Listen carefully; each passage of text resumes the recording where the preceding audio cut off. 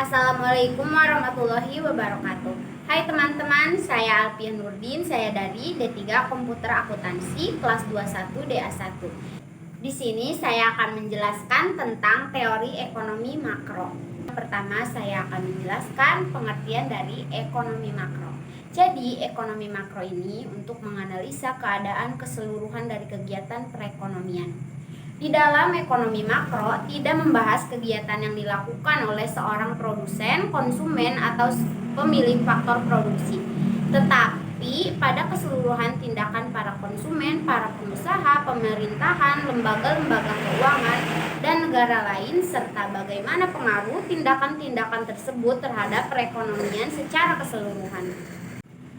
Setelah saya menjelaskan pengertian dari ekonomi makro, saya selanjutnya akan menjelaskan tentang ruang lingkup ekonomi makro. Nah, penerapan kebijakan ekonomi makro ini memiliki 3 ruang lingkup utama. Yang pertama yaitu penentuan tingkat kegiatan perekonomian negara. Kemampuan suatu negara dalam memproduksi barang dan jasa dijelaskan dalam ekonomi makro. Nah, dengan demikian ruang lingkup ini pun memiliki sejumlah pos pengeluaran, yaitu pengeluaran perusahaan atau investasi. Selanjutnya pengeluaran pemerintah, ekspor dan impor. Yang kedua ada kebijakan pemerintah. Kebijakan pemerintah juga masuk dalam ruang lingkup ekonomi makro. Umumnya ekonomi makro ini juga akan mengupas secara tuntas. Kita semua tahu bahwa ekonomi makro tidak bisa lepas dari masalah inflasi dan pengangguran, di mana masalah-masalah tersebut menjadi PR bagi pemerintah, dan dua hal itu pula yang bisa mempengaruhi kebijakan pemerintah. Yang terakhir yaitu pengeluaran agregat. Pengeluaran agregat berarti pengeluaran yang menyeluruh. Jika pengeluaran ini tidak dapat mencapai tingkat ideal, akibatnya adalah terjadinya masalah pada perekonomian. Terwujudnya kesempatan kerja mampu mengawasi laju inflasi. Karena itu, idealnya pengeluaran agregat mampu berada pada tingkat yang dibutuhkan. Yang selanjutnya saya akan menjelaskan masalah ekonomi makro. Masalah ekonomi makro memiliki 2 sifat, yang bersifat jangka pendek dan yang bersifat jangka panjang. Ekonomi makro yang bersifat jangka pendek yaitu yang pertama ada inflasi. Inflasi merupakan salah satu masalah ekonomi yang selalu dialami oleh hampir semua negara. Pembicaraan tentang inflasi selalu dikaitkan dengan kenaikan harga karena hargalah indikator penting daripada inflasi. Inflasi ialah kondisi di mana terdapat kecenderungan kenaikan harga secara terus-menerus, dan perlu diketahui juga bahwa inflasi merupakan masalah. Nah, masalahnya ini dikarenakan oleh 3 alasan. 3 alasannya yaitu yang pertama mengakibatkan redistribusi pendapatan di antara anggota masyarakat, yang kedua menyebabkan penurunan efisien, yang ketiga menyebabkan perubahan output dan kesempatan kerja dalam masyarakat. Selanjutnya yang kedua ada pengangguran. Pengangguran ini terjadi karena jumlah angkatan kerja melebihi tingkat peluang kerja yang telah tersedia. Berdasarkan tingkat pengangguran dapat diketahui apakah perekonomian berada pada tingkat kesempatan kerja penuh atau full employment atau tidak. Faktor utama yang menimbulkan pengangguran ialah kekurangan pengeluaran agregat para pengusaha produksi barang. Selain itu, jasa dengan maksud untuk mencari keuntungan, kekurangan permintaan agregat adalah faktor penting yang menimbulkan pengangguran. Selain itu, ada faktor lain yang bisa menimbulkan pengangguran. Yang pertama, menganggur karena ingin mencari pekerjaan lain. Yang kedua, pengusaha menggunakan peralatan modern sehingga manusia sudah tidak dibutuhkan lagi. Yang terakhir, ketidaksesuaian antara keterampilan pekerja yang sebenarnya dengan keterampilan yang diperlukan dalam industri yang ada. Yang ketiga ada ketimpangan neraca pembayaran. Jadi neraca pembayaran ialah neraca yang memuat ikhtisar dari segala transaksi yang terjadi antara penduduk suatu negara dengan penduduk negara lain selama jangka waktunya tertentu. Transaksi dalam neraca pembayaran ini yaitu ekspor impor dan Selanjutnya, transaksi finansial seperti pemberian atau penerimaan kredit, penanaman modal di luar negeri. Nah, selain itu ada transaksi yang bersifat unilateral seperti pembayaran transfer dari orang-orang yang tinggal di luar negeri, bantuan dari luar negeri.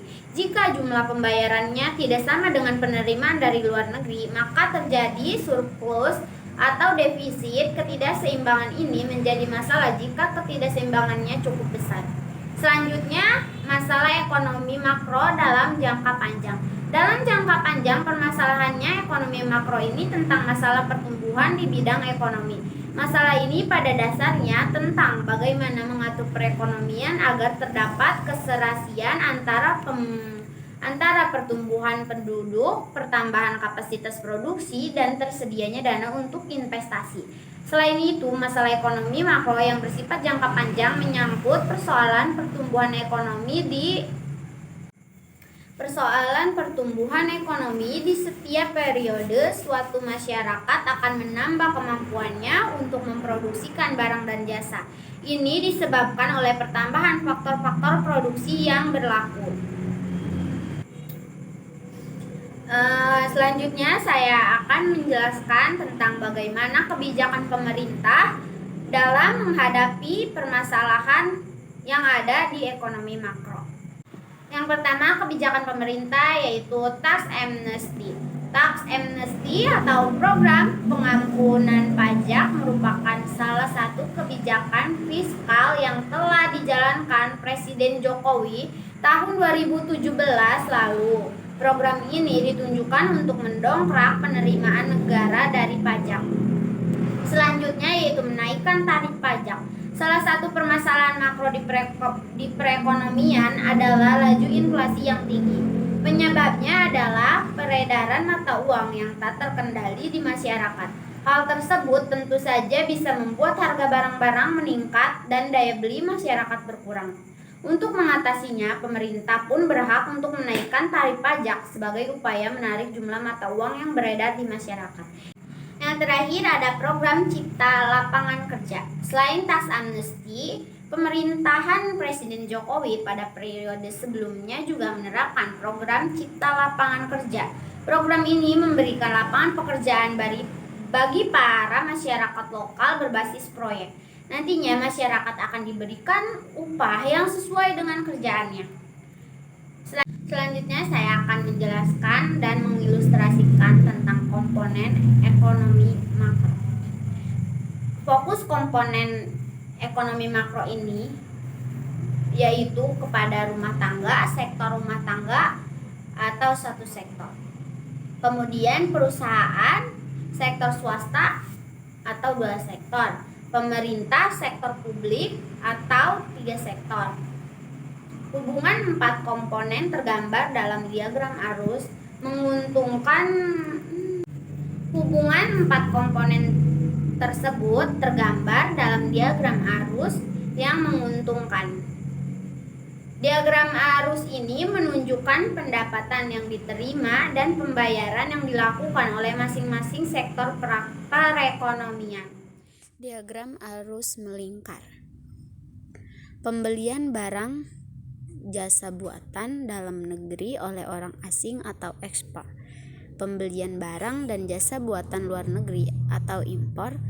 Kemudian pembelian barang dan jasa perusahaan, pajak, pemerintah, gaji, bunga, dipenden, laba dan sewa, pembayaran gaji, bunga, transfer rumah tangga. Selanjutnya yaitu aktivitas ekonomi agregat biasanya mengalami fase naik dan turun yang sering disebut dengan siklus bisnis atau siklus ekonomi. Siklus bisnis ini terdiri dari 4 tahap, yaitu ekspansi, puncak, kontraksi, dan palung.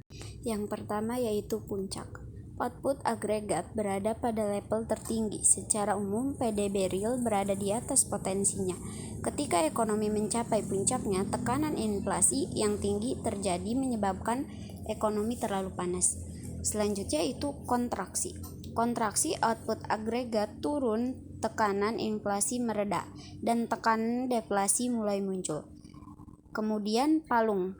palung ini adalah level terendah dari siklus bisnis. Jika misalnya kebijakan ekonomi secara efektif merangsang kegiatan ekonomi, PDB real akan mulai pulih sebelum masuk ke fase ekspansi.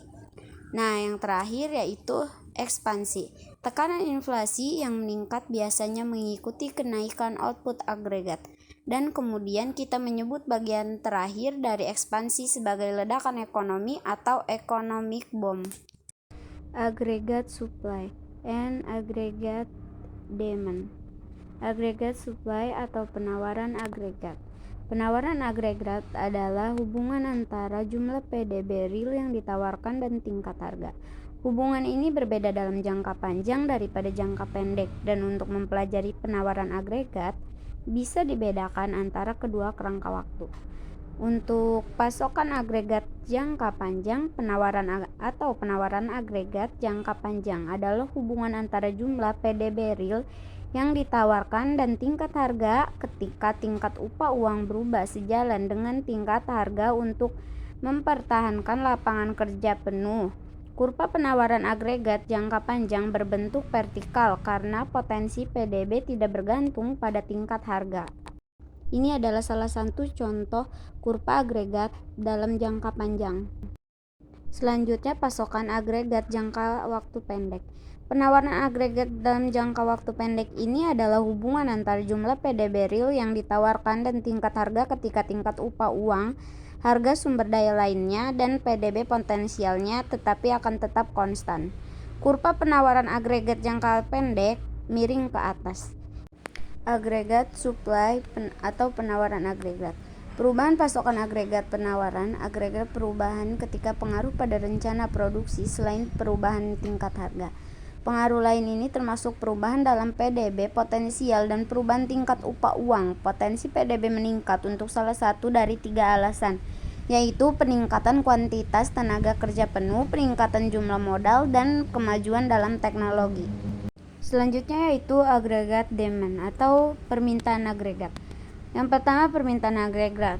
Agregat kuantitas PDB real yang diminta yaitu Y adalah jumlah pengeluaran konsumsi real, atau C investasi 1 pengeluaran pemerintah, atau G dan ekspor atau X dikurangi impor M, yaitu dengan rumus Y sama dengan C tambah I tambah G tambah X min M. Rencana pembelian ini tergantung pada banyak faktor. Beberapa faktor yang utamanya adalah tingkat harga, harapan, kebijakan fiskal, dan kebijakan moneter ekonomi dunia. Kurva permintaan agregat berpengaruh pada permintaan agregat, yaitu semakin tinggi tingkat harga, semakin kecil kuantitas PDB real yang diminta. Kurva permintaan agregat miring ke bawah dikarenakan 2 alasan, yaitu efek kekayaan dan efek substitusi. Kurva akan menurun jika perkiraan pendapatan, inflasi, atau keuntungan di masa depan, kebijakan fiskal menurunkan pengeluaran pemerintah, meningkatkan pajak, atau menurunkan pembayaran transfer. Terus kebijakan moneter menurunkan jumlah uang dan menaikkan suku bunga, nilai tukar meningkat, atau pendapatan asing menurun. Kemudian kurva akan meningkat jika pendapatan yang diharapkan inflasi atau keuntungannya meningkat, kebijakan fiskal meningkatkan pengeluaran pemerintah, mengurangi pajak, atau meningkatkan pembayaran transfer, kebijakan moneter meningkatkan jumlah uang dan menurunkan suku bunga, nilai tukar menurun, atau pendapatan asing meningkat.